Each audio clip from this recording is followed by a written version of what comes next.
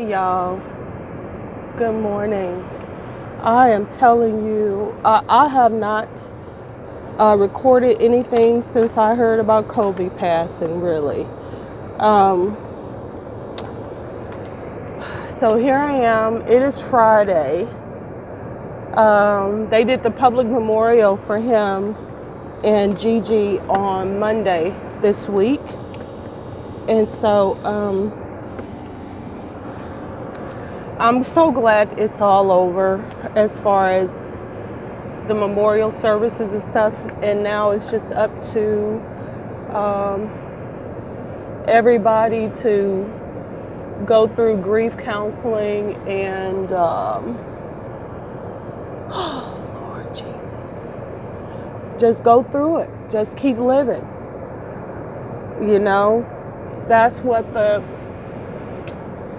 That's what they just need to do now. They just need to go on living. And that includes not only Vanessa, but his mom especially. For Gigi, I think that is super important for her to take really good care of herself, see her doctor, get a physical, because things are going to start going haywire medically for her. For all of the moms, because sleep is an issue, being able to sleep, the anxiety, I don't know what the feeling is, but it's the feeling of this longing, because days are going by, weeks are going by, when you don't get a phone call, when you don't get a text message, when you don't get a voicemail, when you don't see them. It creates this hurt that this is really real. That you are not going to be seeing this person ever again on this plane. And dreams that you may be having dreams, nightmares, hearing them, thinking that you heard them, thinking that you saw them. You could be driving and somebody's standing across the street and it looks like, Kobe or Gigi. Hearing the voices of their laughter.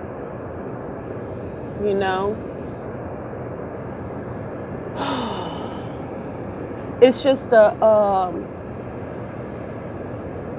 an incredible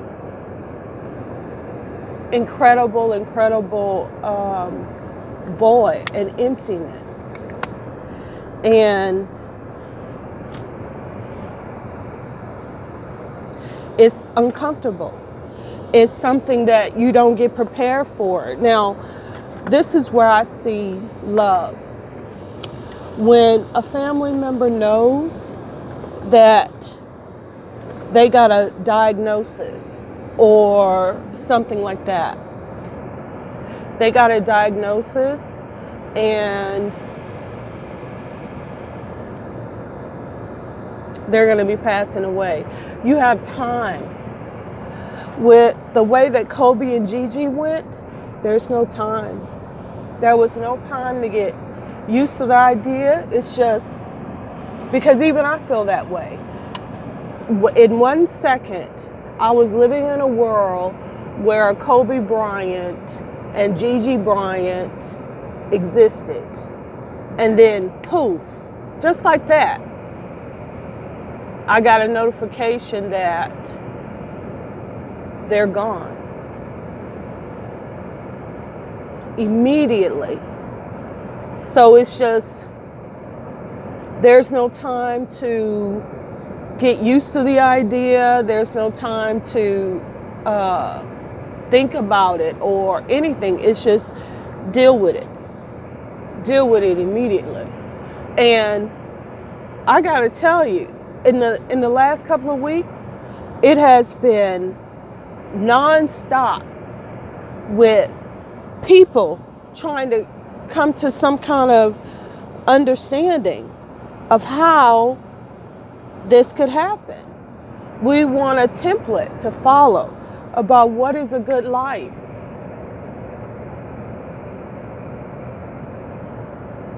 What is a good death? How to do this thing? How to live? It just seems to be an out and out mystery when it really isn't. Okay? It really isn't. What you have to do is be you every day. You know what I'm saying? Kobe, oh my God. If you really knew the deal about his life, okay? I'm an outside person. I didn't know Kobe, but one thing I do know about is the NBA. College basketball and NBA players.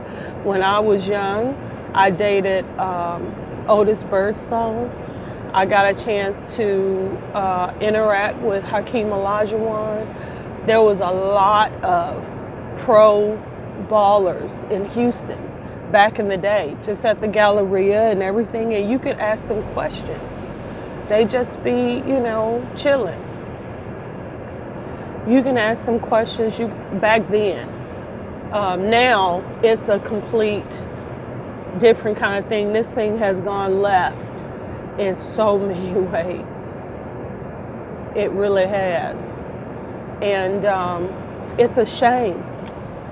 It is. But everything that is associated with us humans, it has a shelf life. It has a beginning, a middle, and a change. It doesn't stay the same. There is constant movement. There is constant change. Even when things look like it's not changing, it is. I think about Kobe and what it must have been like for him to be in the spotlight for 20 years playing basketball. And he had this schedule. Then all of a sudden he's retired. And I know Vanessa saw him throwing himself into the career of his daughter, Gianna, basketball hopes and dreams. And it's like, how do you get your husband to understand that he's no longer in the spotlight? Kobe was doing what his dad was doing. But if you can understand Jelly Bean, from what I could see, his relationship with his mom, Jelly Bean and Kobe's mama, Pam, they have a whole different kind of understanding. And Jelly Bean did get into some trouble. Not the same as Kobe, but there was an incident with Jelly Bean. So what I'm trying to say is, this is life. There is no straight line from point A to point B. There's all types of things happening. Even for myself, I'm focused on a certain thing, okay? I have been focused. Even though I'm just going to say it, Kobe's death has created suffering for me.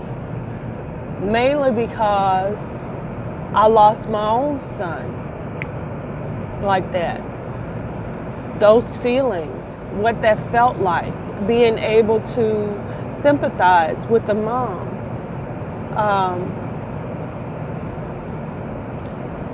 Do I view Kobe's death and Gigi's death and all those people as a murder? Yeah, I kind of do. You know, because of this person's actions. these people lost their lives. You know, do I think that,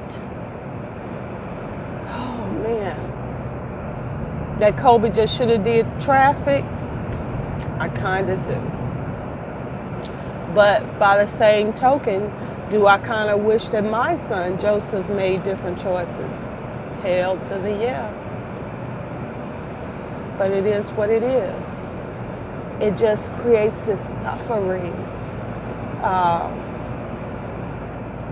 You know how they say low grade pain, low grade? It's a low grade pain that is with you every second of every day. It is wearing. It is tiring. And even when you think that you are happy, that you have come to some resolution, it is still there. You know, I just finished Jennifer Lewis's, and honestly, I listened to Jennifer Lewis's book. I had an audio book. Where is it? This one. Jennifer Lewis, a memoir. And do I think that Jennifer has really changed? Man, how I had hope. I had hope that she had her. But I saw her interview last night with Shangela, and it was covering, you know, her memoir, the book, what's in the book, what ain't in the book. And Jennifer is still, I mean, she's herself. And even though she's 60 now, the thing that I see about her is she's more tired looking. You know, that low grade suffering. There are some people who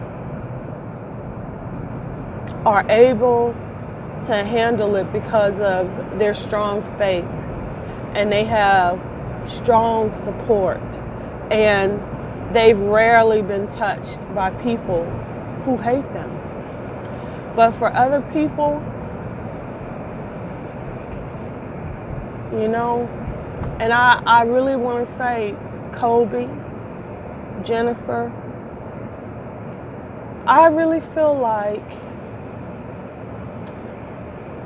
that, I'm just going to say it, they have suffered their whole life. You know, they suffered their whole life. And the reason why I say that is when you're a person who have the same kind of pain, you can see it. You can see it. And for me, I can feel when other people are suffering. And I try not to add to it. That's all I can do. I try not to add to it. I try to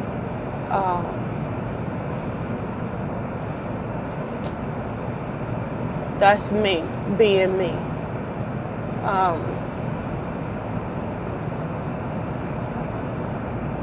Sometimes you have to cause pain in life to other people to toughen them up.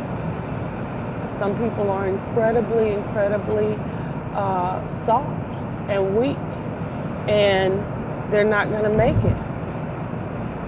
And you really want people to make it, but oh my God, it's just so hard. And I think that that's, to bring it on back to around, I really think that that was the deal with Kobe. We just really wanted him to be that success story. And he's gone, and his daughter is gone. But then we have Magic Johnson, and his only son is wearing dresses and foundation. I don't think EJ is interested in playing basketball at all. I would know. I don't watch him that closely, but I don't think so. But he could have been big, tall, but nope. I didn't know that Magic Johnson was the president of the LA Lakers. Didn't know that.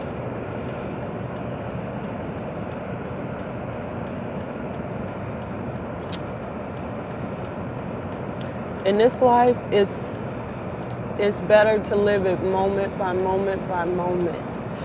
Those of you who are watching, please pray for those who are suffering. And that low-grade suffering, that pain, that agony that never seems to go away. You know, a lot of us have that. I don't know if it's a forgiveness issue, a faith issue, or if it's just certain people who have this thorn in the flesh. Because none of us is perfect. None of us is perfect. You know?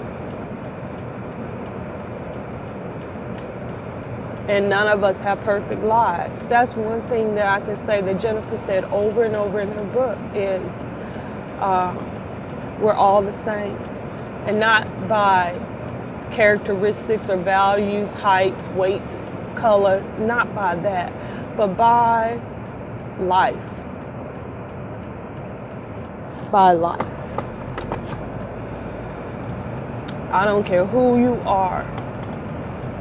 In this life, you're going to go through some. You're going to go through many things. But just know that you're not by yourself. You are not a special case. You are not alone. There are other people, even though you can't see them on the same path as you, they are. Some people just keep their business to themselves. Some people rip their clothes all out in public on social media and say, why? You know?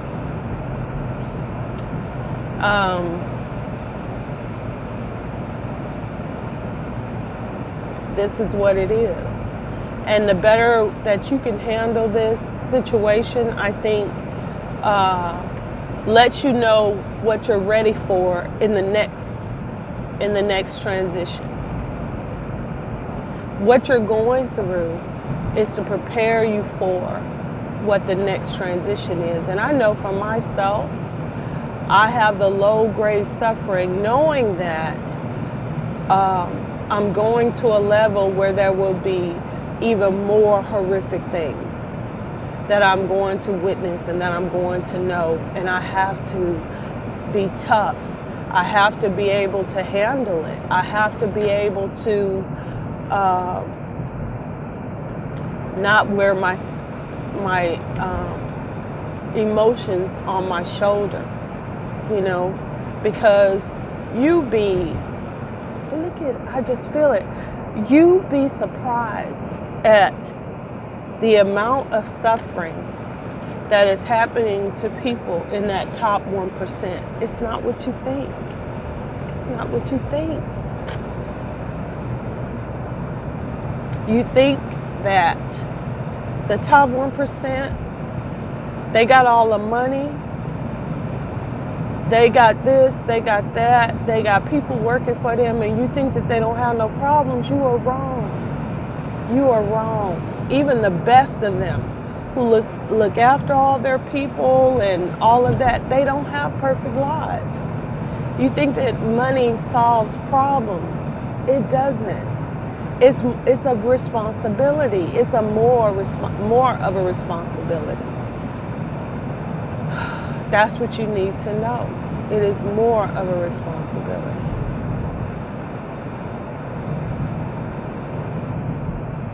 Anyway, that's all I gotta say. Happy Friday. Please pray for those who suffer. Please pray that those who have trials to go through today, that God will enrich their lives and their soul and their spirit with strength. Help them to be silent in the face of hostility and antagonism and evil, to stand their ground and have grace and dignity and integrity. Those who have been in the fight for a long time, let them be victorious today. That's my prayer for them, that they have the victory today.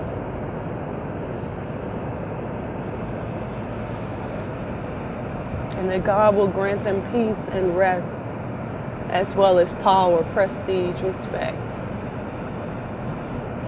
and security. And that's all I got to say, y'all. Amen. Hallelujah. Have a great Friday and a great weekend. Bye.